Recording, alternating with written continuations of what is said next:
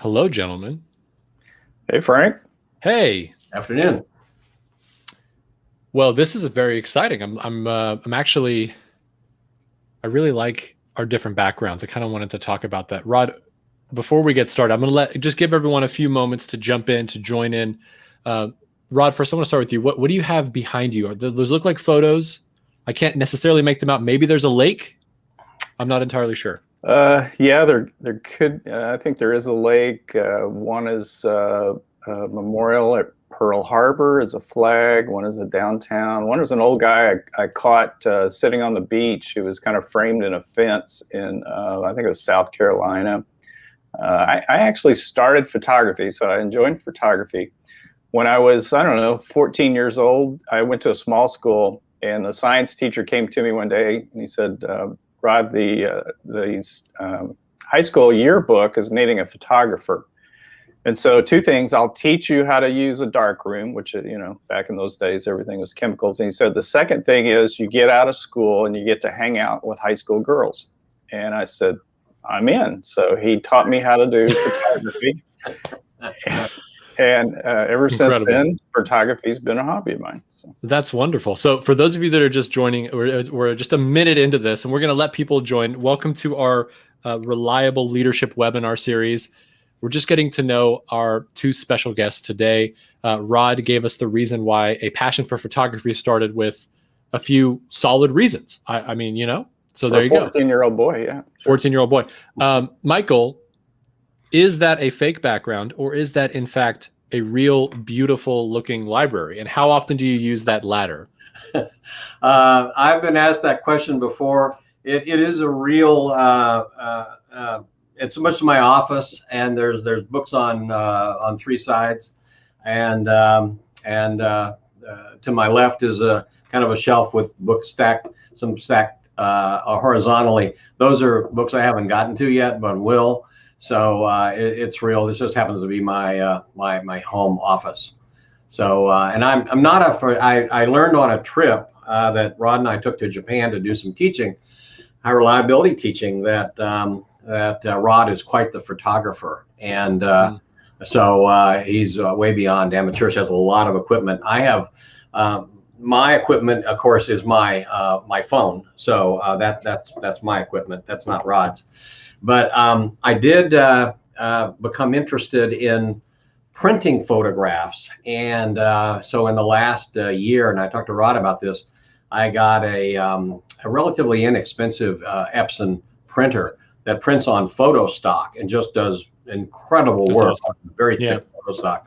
So it's become like a superpower. When I have a photo on my phone, or someone sends me a photo and I can print it, it feels a little bit like a superpower. Yeah, that's awesome. I love it. We will have upcoming webinars, so perhaps a sponsorship by Epson would be appropriate. Absolutely, yeah. So this is the first in a series of webinars, and we're actively looking for printer sponsors, and maybe Canon, Nikon. We can talk later. But I actually want to jump in and get started. We've given some folks the time to join and log in, and we are talking about reliable leadership. But before we get started, I really would love for the two of you to just introduce yourselves. Give us a little bit of info about who you are, and then I'll share a little bit about myself and Softway. All right, sure. Michael, go ahead. So I trained as a surgeon, a general surgeon, and my specialty was trauma and general surgery and surgery critical care.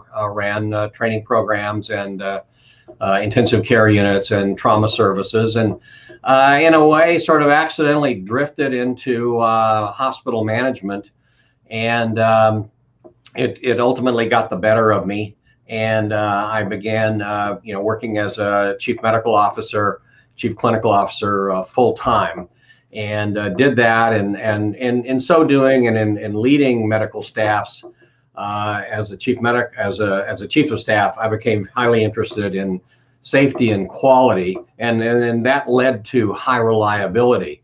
So a lot of my professional practice has been implementing high reliability, safety, and quality into healthcare organizations, and that's what we're going to talk about today. Absolutely. Rod? My story is I retired almost about 3 years ago, a little ahead of Michael. I retired from the Memorial Hermann Health System as Michael did, and with another colleague, Chuck Stokes from Memorial Hermann, we started Relia. I got in healthcare, went up through the administrative ranks, COO, CEO, eventually retired as a regional president for the company. And my story on high reliability is one of reluctancy. So as a hospital CEO, we were all about cost savings and moving things along. And then this bright physician came into my life by the name of Michael Shabot and started telling us all these things we need to do to become high reliability. Yep. And I'm like, these are costly. I don't have people to do that. And so the old adage of start with convince a skeptic and turn into an evangelist is my story. I'm now with Michael throughout the country teaching practices of high reliability, and in particularly talking about it today about what it means to be a leader in that organization. Absolutely. Thank you both for joining us. My name is Frank, and I am a director at Softway.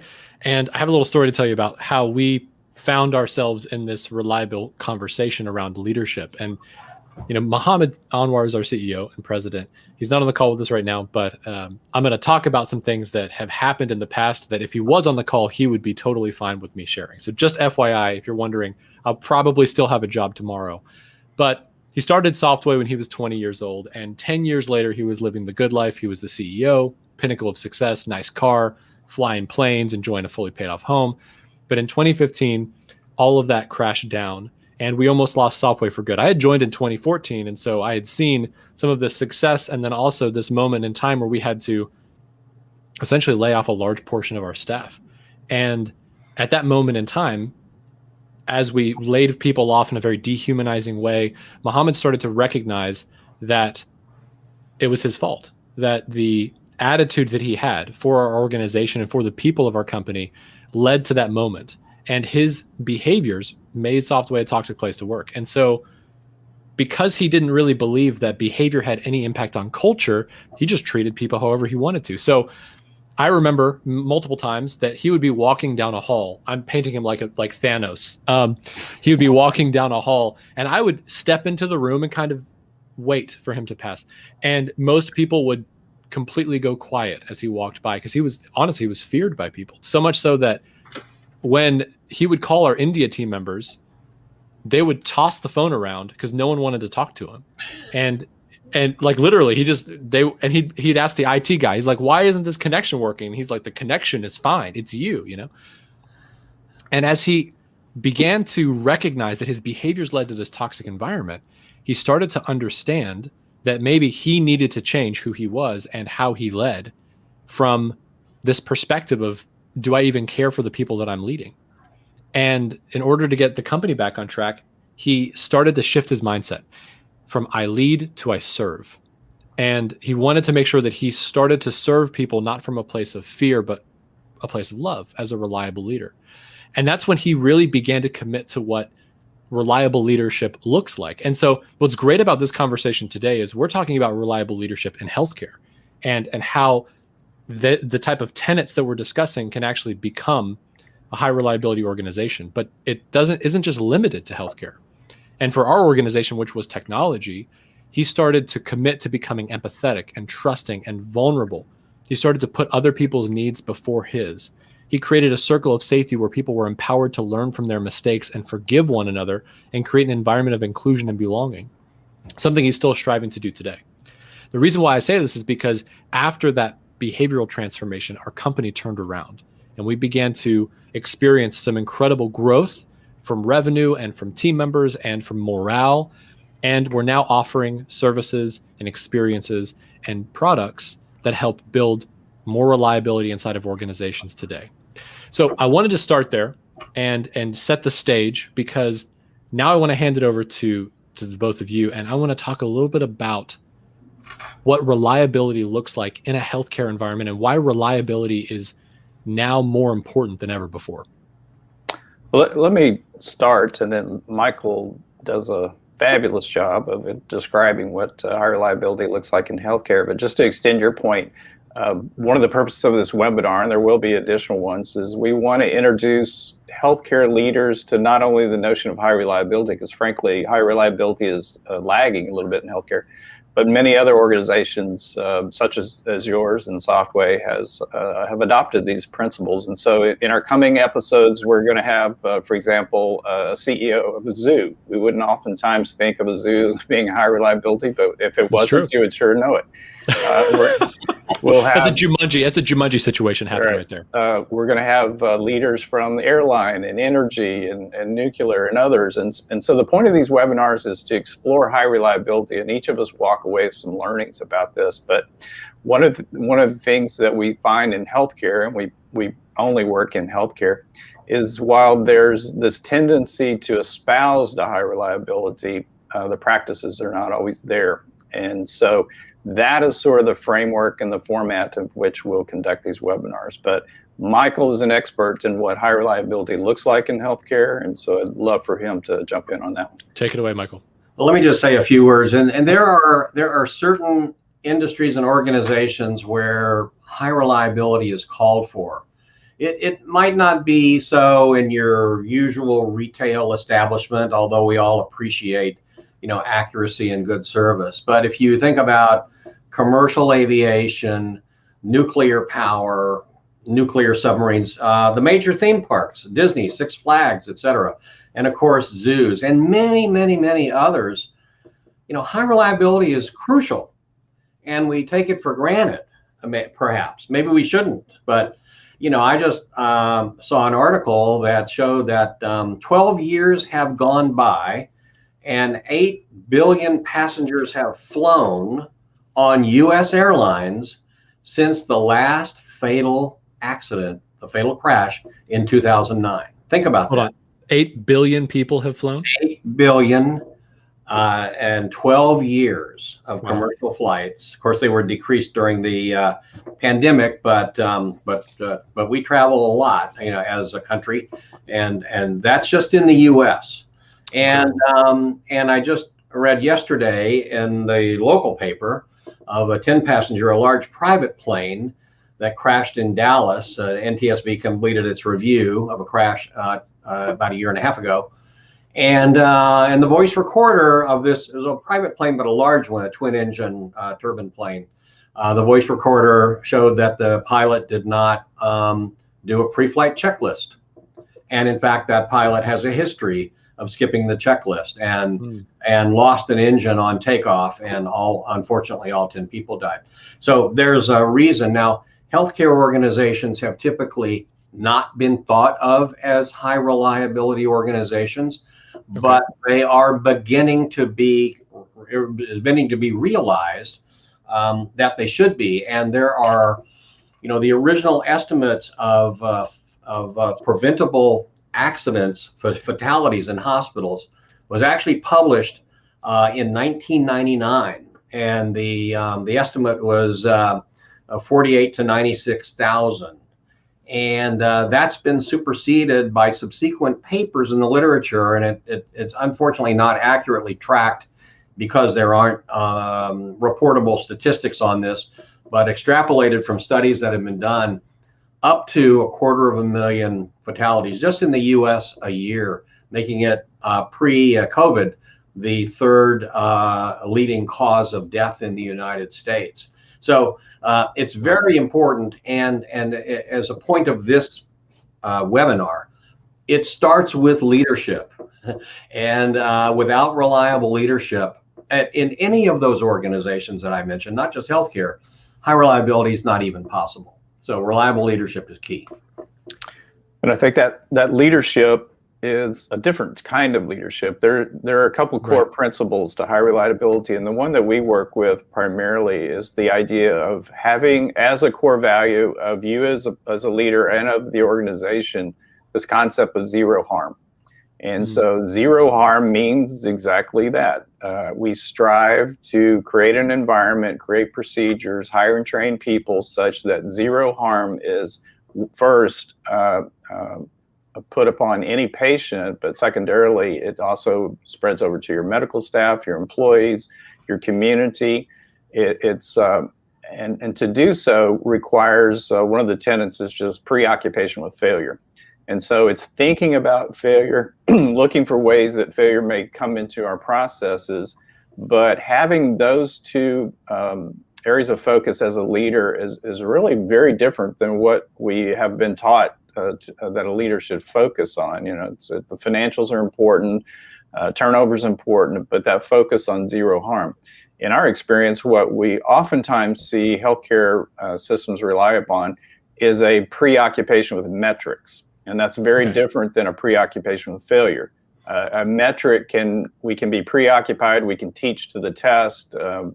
Patient satisfaction, employee satisfaction surveys are a good example of that, where we'll do all these things to influence the score, whereas a preoccupation with failure, particularly with patient safety, would say, let's go back to the root. And typically it's not a people problem. 80% of the time we find that it's more of a systemic issue that caused that problem.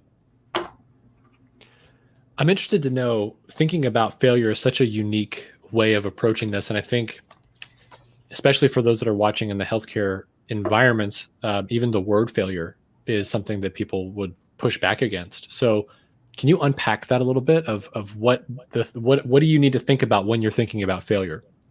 Let me just take that, and I'll have Rod comment. It's important to understand that, you know, healthcare is delivered mostly by humans. And as humans, we are not perfectible. We will always make errors and mistakes. The systemic issues that Rod mentioned are those processes that can be put in place to prevent errors from actually reaching patients and causing harm. So there will be individual failures. You and I will make some kind of mistake today, harmless at home, but in the context of healthcare, it might be quite serious. But what processes are in place to prevent that from actually reaching the patient? You know, I mentioned one, and it's just one of many, many, many. That checklist. Okay, if there's a checklist that's supposed to occur in the operating room before surgeries are done, and it's really a national, if not international, standard. And there are instances that, you know, we know about where that skipped because, quote, the surgeon's in a hurry. And of course, I'm a surgeon, so I know all about that hurry. But if the nurses and the others, surgeons can't carry out an operation by themselves. If the nurses and others are empowered to have a process, and they are backed up all the way up to the reliable leadership, that they stop that procedure from happening until the timeout is properly completed, you won't have wrong patient, wrong site, wrong side, erroneous surgery. So putting those processes in place, that's what's crucial to help prevent our human mistakes from being translated into patient error. And so, Frank, if you think about those leaders, and let's see that those mistakes have been made, and the leader is confronted with either harm or, in some cases, a death to a patient. Okay. Human nature wants us to get to a very quick solution and move on to the other operational issues that we have. And so the principle of reluctance to simplify helps protect that. And so as an error is made, our human tendency to bring about quick solution and move on is to say, Rod made a mistake, Rod's a bad person, or Rod's a sloppy employee. Let's bring some punitive warnings or actions towards Rod and just move in. Whereas there's something likely down the process road that created a situation where Rod was distracted, or Rod didn't have the right resources, or other systemic causes on that. And so it's very important that the reliable leader have that sort of stop and check yourself to say, am I accepting what's probably a superficial answer to that failure? Do I have a reluctancy to oversimplify and just grab hold of the easiest solution, the easiest answer, punish somebody and move on? Wow. Right. One other principle to talk about that really relates back to leadership is sensitivity to operations, meaning those individuals who are actually carrying out the work best know what's actually happening at the sharp end, at where the patient is. And they need to be backed up by reliable leadership in bringing those issues that occur at that point all the way up the organization, and actually be honored for it, again, by that reliable leadership. And I'll give you a real life example. In one of the hospitals that I had a quality responsibility for, one of the technicians in Central Sterile Supply noted a problem with an indicator, a sterility indicator for the instruments that had gone through steam sterilization that morning for all the surgeries that day, and was a new employee, but of course had been oriented in the principles and techniques of high reliability. So he called that to the attention of his supervisor, who then called that up the chain, eventually getting to the CEO and chief medical officer of the hospital. And the decision was rightly made to not do any of those planned surgeries for the day until the instruments could be re-sterilized. That turned out to be a problem with the indicator rather than that the instruments weren't sterilized. But that individual way down there in the organization in the basement was ultimately brought to the boardroom of the system, so that he could tell that story to the quality committee of the board. That's what reliable leadership makes possible. Wow. And it's very interesting to me, because what I hear both of you talking about, some of these principles that you've shared, is that leader behaviors are key to addressing healthcare problems and healthcare outcomes. And without the right leadership behaviors, the culture of high reliability and this experience of high reliability is impossible to achieve, because the leader sets the tone for people feeling comfortable to bring these situations to the front, to feel like they can actually communicate up, like you mentioned. And so truly, to build a high reliability organization, it starts with the behavior of the leader and the way the leader is functioning inside of that organization. Yeah, I think it maybe even a little bit beyond that. It starts with that core value, and that core value really has to start with the board of directors or whatever governance or trustees that are in place at that organization. It's very difficult for, let's say, the CEO of a hospital or CEO of a system to come to their board and say, you need us to hold us accountable. We're actually harming and killing people. And as you can imagine, in some cases, that would be career limiting. Right. And so when there's a facilitation of the conversation at the board level, it really, at least in our experience, seems to move this along, because it is quite a burden on a leader. And that's one of the things that we'll be exploring with leaders from outside of healthcare in our subsequent webinars is, what is that burden and what is that perspective that you as a leader bring to that? Our belief is that as leaders, we have a moral obligation, not just to the patient's family for safe, high quality measures, but we have a moral obligation to the employees to make sure that we instill a just culture where punitive remarks and actions are not taken. Oftentimes I'll ask leaders to think of it this way. So if I was to take Frank and we would go down, you're in Houston, we'd go down on a busy intersection in downtown Houston at noon when everybody's out and about, perhaps pre-pandemic. And I would say, Frank, look across the crowds here and pick out one person. And over that one person, I'm going to give you the power to disrupt their finances, make their home life difficult, provide career limitations, all these things. Now, hopefully Frank would say, I don't like that. No, hopefully Frank would say, I can't do that. I mean, that's immoral to do that. And so the connection is, well, you have all those powers as an employer, as a leader. You have the ability to limit your employee's career. You have the ability to cause stress at home. In fact, you have the ability, and research bears this out, to create cardiac conditions, 30% increase in cardiac conditions among employees who had a supervisor that they didn't have a good relationship. You have the ability to cause a negative effect. And so that is an implication that you as a leader have a moral obligation to those employees. You have a moral obligation to the families and the patients. And so we see this far more than just here are some principles and rules to follow, here's some procedures. And frankly, a lot of health systems want to start there. Tell us what procedures, help us write our policies. It really has to start with that core value, moral obligation, because let's face it, particularly through the pandemic, there's been broad instances of moral injury where healthcare leaders had seen something is not right, but they didn't have the ability to change it. Well, all those have an implication on leadership. Wow.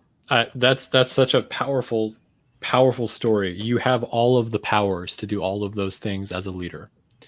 And when you were saying that, I was thinking about my own workplace, right? And the moral obligation outside of healthcare, even to provide and protect and serve the needs of the team members that we have, to make sure that when they go home, they're not overly burdened and stressed, and that they're able to spend time with their families. They're able to do what they need to do in their home life. I mean, that's very profound. And I think that there's a huge amount of value out of that perspective as well.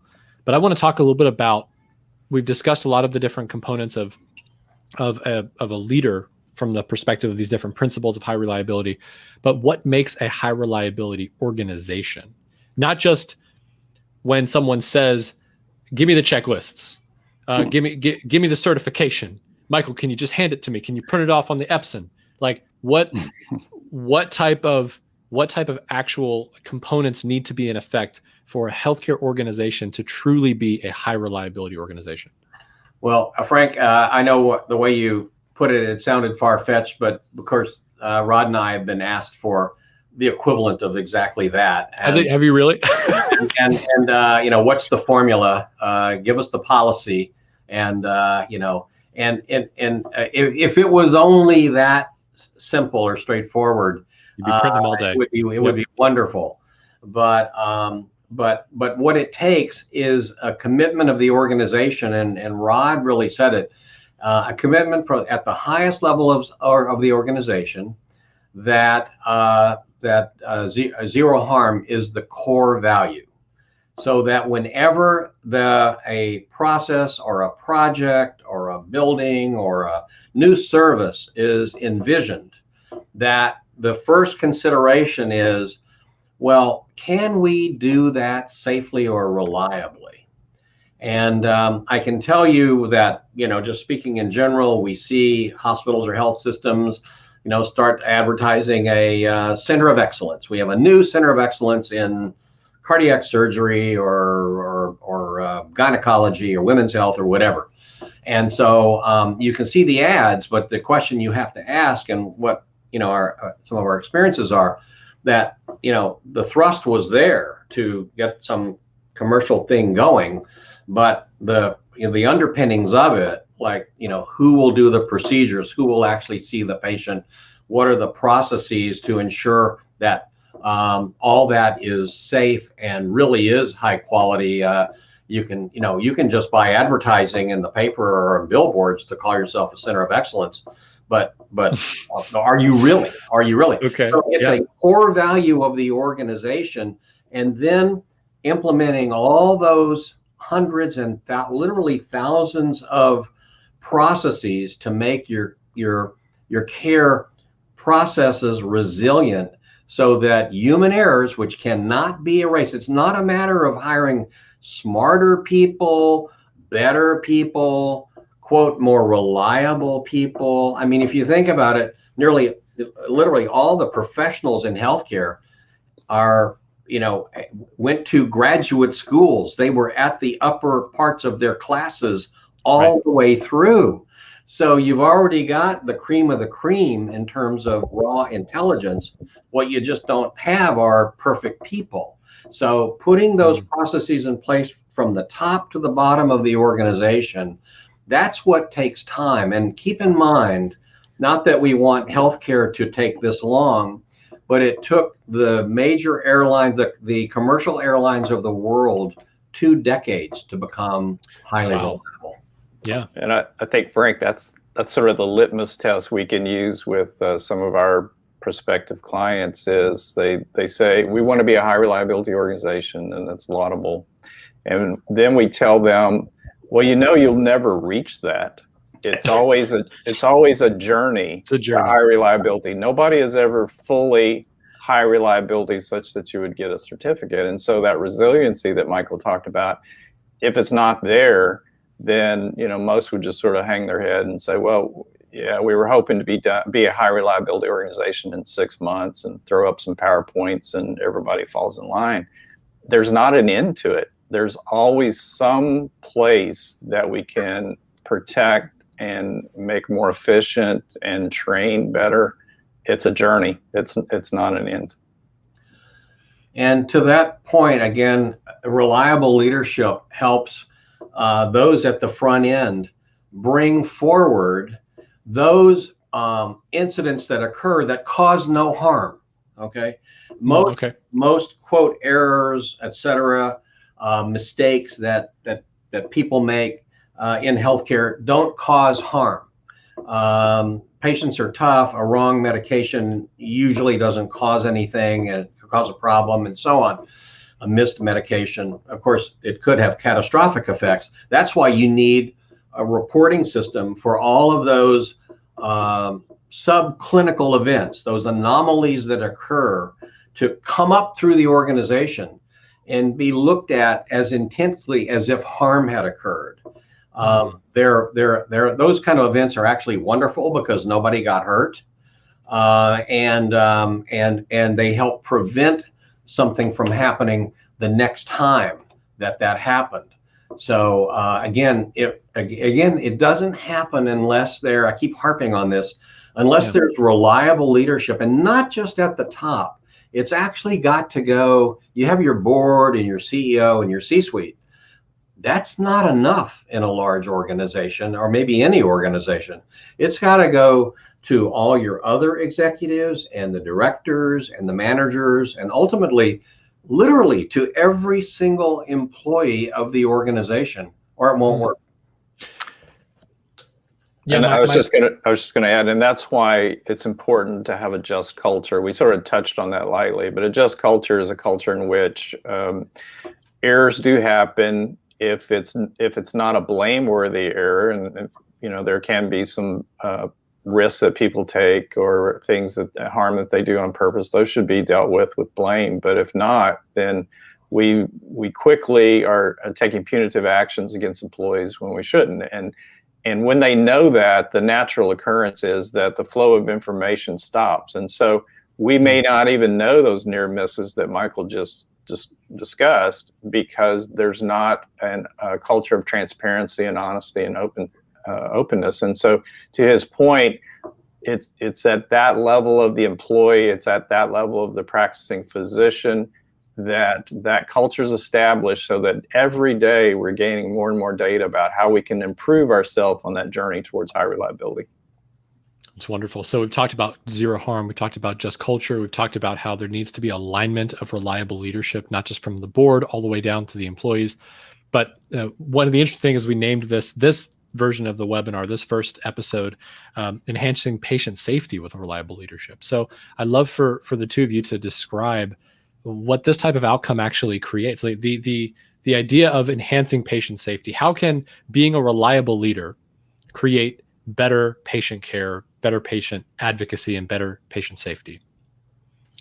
Yeah, so by being a reliable leader, there are many things that you can bring to the organization. One important one is that you can develop, encourage, sustain high engagement among employees. And so you can imagine if you're in a hospital and somebody's putting an IV in your arm, you don't want them on their phone and trying to text with one hand. And so they're unengaged, disengaged at that point. And so just a simple premise of, we want people to bring their full presence to the work. We want them to enjoy their work. The definition that we use of engagement is making daily progress towards meaningful work. And so if those employees are fully engaged, they'll do a better job. They'll provide a safer care. Engagement only happens if, one, the leaders understand what drives engagement. And the research would show that most leaders, we know what it looks like, but we don't know what causes it. And it's primarily caused by creating a culture which has autonomy and relatedness and competence, and we'll go into more of those in future webinars, but it's largely the responsibility of that leader to hire, sustain, train, and maintain that high engagement level in its employees so that they can effectively deploy all the other procedures. Right. Yeah, and I'd like to say that this concept and goal of zero harm and high reliability is really one that employees can get behind. It makes sense. I mean, sooner or later, all of us are patients somewhere, and you want high reliability even in your doctor's office. And that's a good point. I'll give you an example in another industry, and someone I've never met, but a folk hero in high reliability is Paul O'Neill, who in 1987 became the CEO of Alcoa Aluminum. In a very difficult time period for them financially. They were not doing well. Productivity was poor, and all the investment banks were really interested in what he had to say, how he was going to turn that company around, kind of like your Mohammed story with Softway. And so he had his first CEO presentation to the big banks and Goldman Sachs and all the capitalists. And he said, I'm happy to be here. I want to talk to you today about safety. My goal is to markedly improve employee safety in our organization, which is already better than most industries, but I want to make it better. And he was interrupted. Wow. You can read about this. And he was interrupted by one of the analysts who said, "We want you to talk about your inventories and your productivity and what you're going to do about profitability." And he came back to the microphone and said, "Well, perhaps you didn't hear me the first time. I'm here today to talk about employee safety. I intend to go for 0 injuries." And that just stopped them cold. Okay. But it got the attention of everyone in Alcoa Aluminum, huge vats of molten aluminum and heavy duty manufacturing where they make aluminum products worldwide, all across the globe, including in Russia. And so he implemented a program. I won't go into the details of it, that literally brought employee injuries down to 0 or near 0 levels. And wow. When he did that, guess what happened? Productivity went up, profits went up, volumes went up, everything went up, and he went out a hero. But he did it by focusing on employees and high reliability. That's incredible. Frank, our experience is that oftentimes the support for high reliability already exists among the employees. It's just the culture has not allowed them to pursue it. So in other words, imagine if you knew every day on your shift as a nurse that you saw either firsthand among your patients or among your colleagues' patients, mistakes being made, errors being made, just the sort of the guilt and moral implications of taking that home every day, knowing that there should be better ways to do it, knowing the pain of causing that pain. But yet the systems in place are one, not allowing that safety to exist, and two, and worse, not allowing you to speak up about it. And so in our experience, it's easy to get the employees on board if they generally believe that the leaders have zero harm as a core value. Yeah. I mean, what's interesting is, the systems were created by people and they were implemented for very strategic reasons. And so when you look at someone who's trying to operate from that place of reliable leadership and high reliability, your processes and systems will change so that the culture can allow for those conversations to take place, right? And actually, this leads me into my next question: is what happens if someone's listening to this webinar and they're thinking to themselves, "I want to do this, but what if it's just me that adopts it? Is it really something that can scale if it's just me operating as a reliable leader?" Yeah, I mean, it has to exist throughout the organization. And so it can start any place in the organization, particularly the people who are viewing today are likely in some supervisory capacity. Some are even C-suite executives. And so the higher up in the organization that it can be demonstrated as authentic in our core value, the better. But it doesn't mean that a manager on a nursing unit or a director on a couple units can't say, today I'm going to do everything I can do to, one, make sure that people make daily progress towards meaningful work, and two, that I create an environment in which they can be transparent. Unfortunately, and certainly the COVID, I think, made it worse, is that there are a lot of fear-based cultures in healthcare right now where people are afraid to lose their job. Some are questioning about their career decisions. They've been lacking in resources. Some research tells us that upwards to 50% of nurses and equal share of physicians are really contemplating other career moves after the pandemic slows down. Upwards of 50%? Right. Yeah. Wow. Okay. Okay. Just because of what they've experienced. And so right. If we know that sort of retention at an organization is primarily through a person's direct supervisor, it's, do I have that good relationship with them? Can I be open and honest and transparent? Do I know that they'll protect me, that they will create a non-punitive environment for us to talk?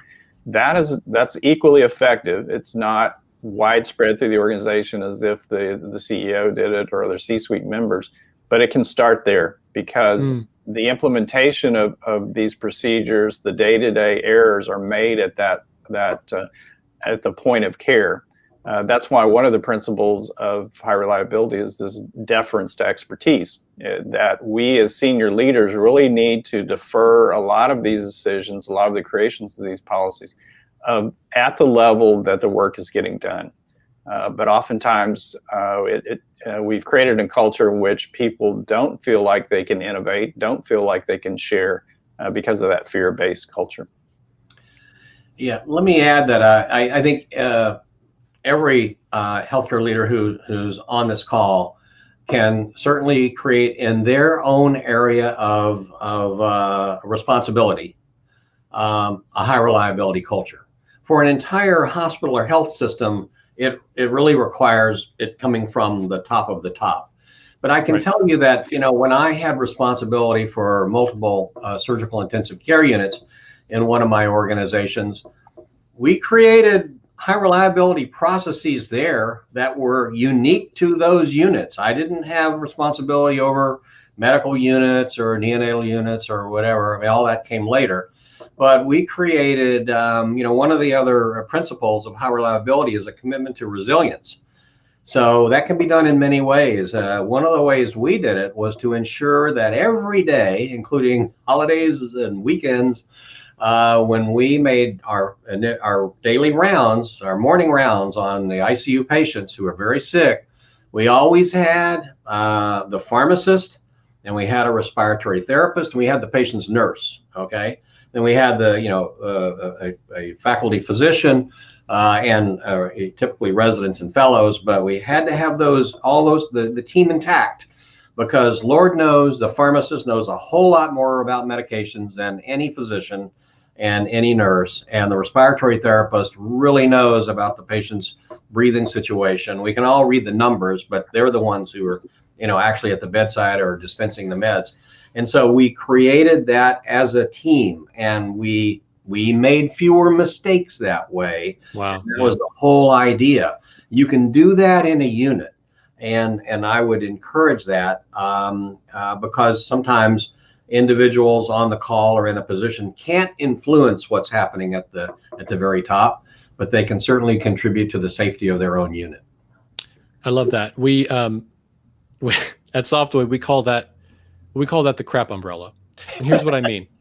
Please hear me out. Okay, hear me out, please. So you're able to influence in your area, right? And I think that's kind of what the two of you are saying, is that you have an opportunity to become a reliable leader for the people that you're engaging with on a daily basis. And I would completely agree with that. In regards to culture is how we treat each other, right? The behaviors that we create with each other. But when you hold the umbrella, you're protecting the people around you from the crap that may come down from on high, and we have to be able to protect those people. But like you said, the interesting outcome from being that person who commits to becoming a reliable leader and who commits to even making high reliability work for a team or a small group of people is that those individuals will be inspired and want to do the same for others. And so by doing so, it still does continue to spread. And that's actually an interesting kind of approach that I wanted to talk about, because what are we asking people to commit to exactly? Yeah, so I think it goes back to committing to that core value of zero harm. I mean, it really has to emanate. It starts with there. It would be one of the hardest leadership commitments. It'll take resiliency to bring that forward in the organization. But how can we not commit to zero harm and be in healthcare? That's a good point. That's a great. And it's yes, there are inefficiencies, and yes, there are things that are broken, and yes, we won't get there tomorrow. But we have to commit to the journey to say every day we get closer and closer to zero harm. Now, what that means immediately is if your goal last year was to have a level of 60% effectiveness on this, and this year we're going to have a stretch goal of 75%, that's not zero harm. Zero harm says that, as the Alcoa president said, we were going to get to the point where we have zero injuries. And so it's the same aspiration for healthcare. We become, again, more inclined to follow the metrics and less inclined to think about the procedures if that metric isn't 100% zero harm. Wow. And we, I have to tell you, we implemented this, and Rod probably at the time cursed. We changed our performance metrics for bonuses to months at zero for harm events. Okay. Months at zero, whole months. And wow. And so you only got 12 shots at that a year. So rather than the typical goal you'll see in healthcare organizations to improve something by 10% or 15% or something like that. But doing it in months at zero got us to a lot of zeros very quickly, just by resetting those kind of goals. That's incredible. So you actually did end up hitting those. That wasn't like something that was dangled in front of you, and you're like, in November, we're hitting it in November. Well, it turned from months to years. No, yeah, we wound up actually creating a new a kind of award that we gave internally for hospitals that went a year or more without these events harm occurring. And these are events that are tabulatable, that are reportable to the federal government or the state government. Wow. They're actually public. Most of the public doesn't know how to look these up, but they are findable. And so a number of the metrics are not they're just harm metrics that are not part of public reporting databases, but we still gave these zero awards. And when I retired, we had given out 395 of these certificates for years of adverse events not occurring in the healthcare system. So, and other hospitals and healthcare systems around the country, some whole states are giving these awards for hospitals that go a year without these kind of events occurring. So it is doable. That's wild. I have to say one more thing, and that is that high reliability hasn't been thought of much in healthcare because patients come to hospitals sick, and so they're already sick, and sometimes the harm can kind of blend in with the sick, and you're not, medically we know which is which, but others, patients, families, maybe don't know that. So it was thought that because patients are sick, that high reliability, avoiding harm wasn't really possible. And to that, I would just point to your experience at the airport. So Frank, you travel a lot. You were probably a 5-star. You're a admiral on American Airlines. You're God knows what on United Airlines. Yeah. You think you're number one to get on the plane, and you get to the gate, and guess what, Frank? You are not number one. Who gets on before you? The people who are disabled get on before you. Yes. Young And children. notice the care the airline takes, no matter how busy it is and how late the flight is, that the care they take getting those folks in wheelchairs and crutches onto the plane, seated in their seat before you get on. And they do the same thing. You don't see it after you get off. They take the same care. So they're dealing with people that have problems, but they're highly reliable. They don't want them to be injured or hurt as part of their travel, and they take care to make sure it doesn't happen. So there's an equivalent for that. I like that. And so we've got about 10 minutes left. This has been a phenomenal conversation. We've covered lots of topics, but before we wrap, I want to talk about getting practical around reliable leadership, specifically in the healthcare space. So how can someone become a reliable leader? What are some of those, I wouldn't like to say tips, I'd like to say more like principles. What are some of those steps that people can take, actions that they can take even today to start to utilize some of the tools and conversations that we've talked about? I think a lot of these boil down to self-awareness and organizational awareness. And so if we start with the leader being self-aware as to what disincentives have they created with their team that may cause them to not disclose information that would help us improve processes? What about their leadership that perhaps has created a fear-based environment in their area?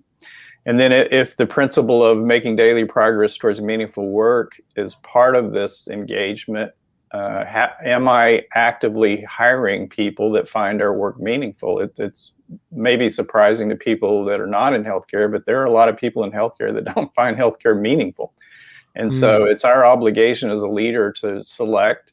And then once we find those people, to re-recruit them every day, remind them why the work's meaningful, talk to them about how the work can be more meaningful. And then secondarily to that making daily progress is what can we as a leader do to remove those speed bumps, remove those barriers, make sure that they have those resources, because oftentimes errors occur because something is lacking, either resource, training, staffing. So being very self-reflective as a leader is the environment in which we're creating, and then obviously the accumulation of all those leaders being self-reflective at the time will create a reflecting organization. Reflection, thinking about the leadership decisions that I've made, studying perhaps in weeks or months later as to, was it really a good decision? How would I have changed that? Really being a student of yourself as a leader is one place to start. That's wonderful. Michael? I would just add, being incredibly sensible to the needs of your workforce, your employees. At one of my organizations, when I was chief of staff, I made rounds every few weeks with the C-suite executives and through the hospital, and what we asked was, what could we do to make your job safer? What could we do to make your job easier? And we got amazing responses to that. You might think everybody would say, well, it's all fine and everything's wonderful. Once when we went up there, I was there with the chief nursing officer, and one of the nurses said, well, can you help us find who's supposed to repair our bed scale? It's a weighing scale for patients who can't step on a scale. It actually lifts them up and weighs them, gives it a very accurate weight. And it was not working. And they said, we called clinical engineering, they don't fix it. We called facilities, they don't fix it. We call the bed shop, they don't fix it.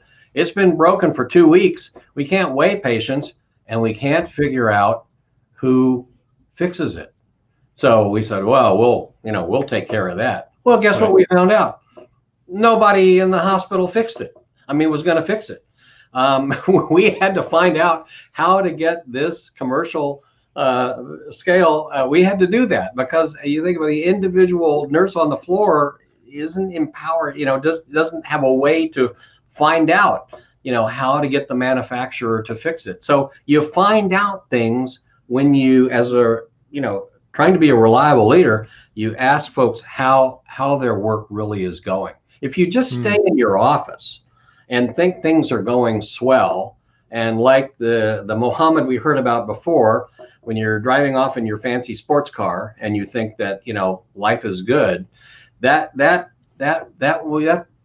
not reliable leadership. You gotta be there with your employees, with your staff, and know how they're actually doing the job, whether they are engaged and whether they have the support they need from you or people who report to you so they can actually do their job well.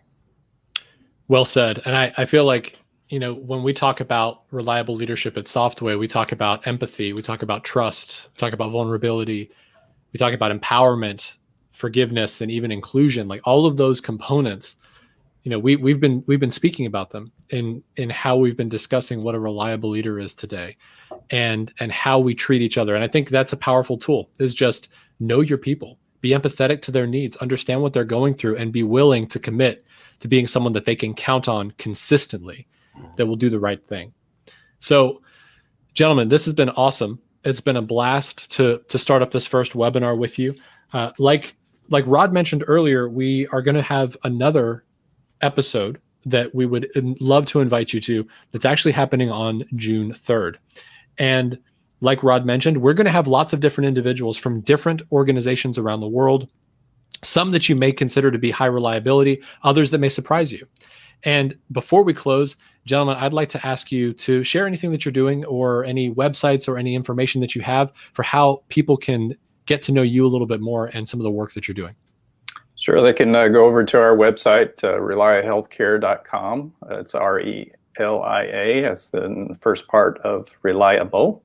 You go over to our website. We have lots of videos as well as articles over there that continue the discussion around high reliability and leadership. Excellent.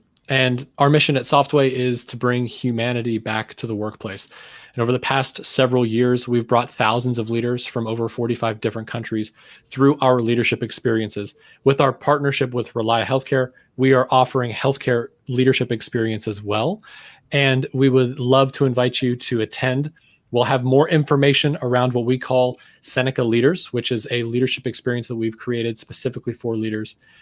Something that we are very passionate about doing, and we feel like if you're still interested in moving forward and becoming a reliable leader, the Seneca Leaders event is a great way to do that. I also do want to shamelessly say that just a few weeks ago, myself and a few other team members at Softway wrote a book and published a book, and it's called Love as a Business Strategy. And one of the great things about this book is it delves into a lot of the topics that we talked about today, from the perspective of reliable leadership, from bringing humanity to the workplace, not just in healthcare, but in other workplaces and environments as well. So, excuse me, gentlemen, I want to say thank you again. Any last thoughts or any last words of encouragement, Rod and Michael, before we close out? We just implore everyone to do a little self-reflection based upon this, and consider the core value of zero harm as the way to get it all started. And I'll just add, Frank, I didn't answer one of your initial questions. How often do I use the ladder? I use the ladder to get to the upper shelves that are off camera. It's on a track. Okay. Trust me, falls are a major source of injuries in the United States, and I don't want to become a statistic. So I use my ladders. I got 2 of them in the room. Michael, I'm just incredibly impressed that was how you closed it. You're like, oh, there's one question that I forgot to answer. How often do you use the ladder? And it's not often. I think that's fantastic. So, gentlemen, I was definitely blown away by the conversation that we had today. I think one of the biggest components that really stuck out to me is this idea of moral obligation, that you have an opportunity and an obligation to do what's right for the people that you lead. And I'm coming out of this conversation recognizing and even self-reflecting, like you mentioned, and introspecting around how I can behave and how I can understand how my behaviors impact the people that I lead. So just an incredibly powerful tool. Thanks for having us. Thanks, Frank. Thanks, everybody. I think it's either going to stop and we're just going to count down to the 60 minutes, or we may actually end it in the background here. But either way, thank you all for watching. Thank you for attending. If you'd like to learn more about who we are, you can visit softway.com. And we look forward to inviting you to our next experience around reliable leadership.